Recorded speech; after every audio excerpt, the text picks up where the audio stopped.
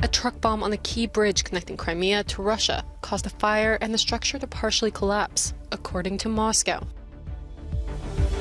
Ukraine has taken back 2,434 square kilometers of territory since its counteroffensive began last month, according to its president. Bystanders observed the aftermath of an explosion on the key bridge connecting Crimea to Russia. The Kerch Bridge is both symbolic to the Kremlin and the key route for Moscow to sustain its forces in the southern part of Ukraine, including ferrying supplies. Russia's National Anti-Terrorism Committee claimed the explosion was caused by a truck bomb that caused a fire and the collapse of a section of the bridge. Authorities have limited commuter traffic across Europe's longest bridge, which spans 19 kilometers and has been operating since 2018. Moscow has also created a government panel to deal with the aftermath of the attack.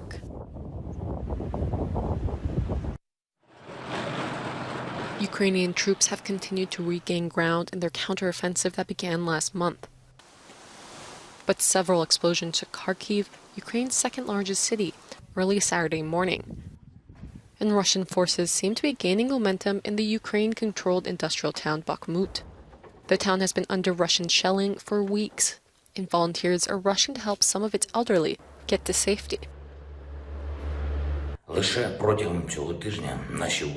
This week alone, our soldiers liberated from the Russian pseudo-referendum area 776 square kilometers of territory in the east of our country and 29 settlements, including 6 in Luhansk region.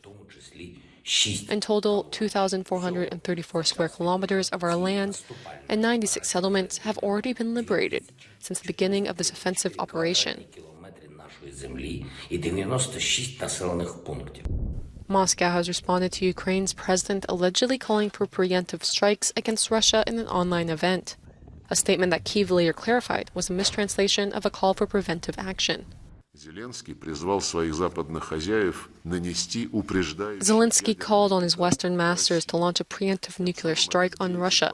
Therefore, this man demonstrated another evidence of threats coming from the Kyiv regime, for which the special military operation has been launched to neutralize them. The war is also deepening Ukraine's humanitarian crisis. Many localities are lacking even the most basic services. The International Monetary Fund has announced it will provide the country over 1 billion euros in support. Desperate residents line up for aid in Ukraine, as many of the people in the Kharkiv region are now almost entirely dependent on humanitarian aid. Around half of the population in the retaken areas, which account for more than 73,000 people, have received food assistance, according to the UN. No town better represents the struggle for survival than Isium. In Isium, some 8,000 to 9,000 people remain there in that town. That's down from its original population of around 46,000 people. And those remaining are completely dependent on humanitarian aid to survive. Markets and shops in Isium have been destroyed or are closed. Families gather in the main town square to exchange their possessions and supplies to meet their basic needs. According to the UN, around 140,000 people have remained in the areas where control has shifted. And they have limited access to electricity, gas, water, food, and medical services. The UN's top human rights body has voted to appoint a monitor to scrutinise reported rights abuses in Russia. The measure was approved by the 47-member UN Human Rights Council in Geneva. It's the first time a rapporteur has been appointed to investigate rights issues and a permanent member of the Security Council. For years, we've been witnessing a steady deterioration in the human rights situation in the Russian Federation, which has accelerated in recent months. Recent draconian laws aimed at stifling independent media and undesirable organisations, harsh sanctions for anyone who questions the government, or the large number of people arrested in connection with demonstrations are some recent examples of a systematic policy of repression. Since Russia invaded Ukraine, thousands of people have been detained for protesting against the war and the recent partial mobilisation mandate. The UN vote came shortly after the Russian rights group Memorial became a joint winner of the Nobel Peace Prize. Russia's UN ambassador in Geneva condemned the move as a despicable document aimed at pressuring his country. The announcement of this year's Nobel Peace Prize has received mixed reviews among world leaders, officials and human rights groups. In a tweet, European Commission President Ursula von der Leyen praised the outstanding courage of the women and men standing against autocracy.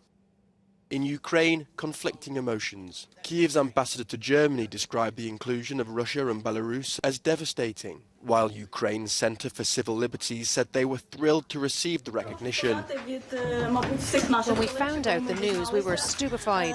It was a great start to our day. We didn't expect it. We consider this prize as a respectable recognition of our activity.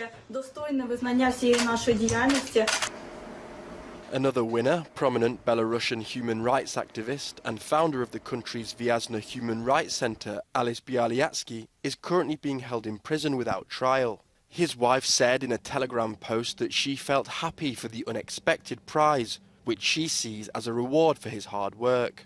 Belarus's opposition leader also welcomed the announcement and called for the release of her country's political prisoners.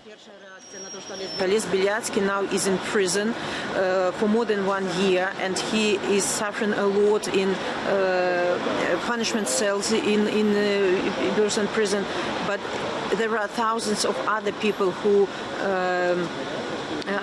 are detained because of their political views. A board member for Russia's Memorial Human Rights Defense Centre said that for them, the award serves as evidence that the work they're doing is worthwhile. This, for us, this is a sign that our work, whether it is recognized by by Russian authorities or not, it is important. It is important for the world. It is important for people in Russia. Memorial were awarded the Sakharov Prize for Freedom of Thought in 2009. Its umbrella organisation, Memorial International, were forced to close last year when Moscow accused it of breaching its foreign agent law. The European Union is still trying to find a common way to contain the rise of energy prices. But differences still persist following the informal summit which gathered 27 EU heads of state and government in Prague. There's some ideas on the table which have gained support, such as a joint procurement scheme to buy energy among all 27 member states. One thing is very clear. There's a broad support that next spring, at the end of the winter, when our storages will be depleted, it is of paramount importance that we have a joint procurement of gas so that we avoid to outbid each other, but that we have a collective bargaining power. But there's still a lack of consensus around the introduction of a price cap on gas. In a display of unity, the leaders of France, Germany and the Netherlands arrived together at the summit. Although Berlin's preference is for a G7 alliance to bring prices down in order to ensure the supply of gas from outside Europe. We are supporting the price cap if it doesn't hinder the security of supply, because if we are on the market, in the world market, competing for the LNG, for example, if our region has a price cap and the other regions don't have a price cap, then we will just be out of gas because nobody sells us the gas. The summit was also an occasion for Germany to explain its announcement of a €200 billion package to help its companies and citizens. Many European governments were critical, saying it could create distortions in the single market. German Chancellor Olaf Scholz played down the public criticism. If you look around, you just have to realize that what we do is somewhere in the middle of quite a few decisions that a lot of people have made some time ago. Leaders will meet again in the next 2 weeks, and it should be the occasion to finally reach an agreement on the best way to reform the EU's energy market and eventually make prices go down. Shona Murray, Euronews, Brussels. Dozens of Gimnasia Esgrima La Plata fans gathered to demand justice for the man who died after violent clashes that started outside a football match before spilling into the stadium and onto the pitch. Authorities at St. Martin Hospital in La Plata, Argentina, confirmed the death of 57-year-old Cesar Reguero as he was transferred from the stadium to the hospital.